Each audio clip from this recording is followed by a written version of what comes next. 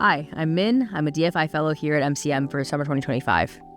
Hello, my name is Vance Breakley. I am also a DFI member for this summer 2025. How you doing today?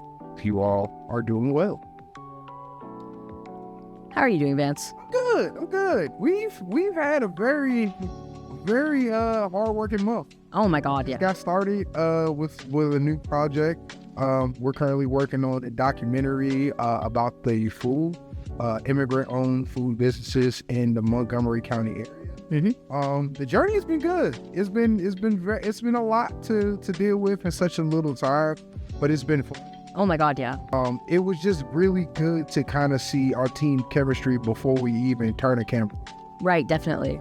And it was good to at least go through some of the tough conversations, because as we continue, we know that things are we're going to have to find ways to pivot. And the fact that like we're all together on this project, and we are not afraid of saying what we need to say in order for us to pivot or make changes, that it's something that I know that it's a part of a good team, but it's something that I haven't seen in a while.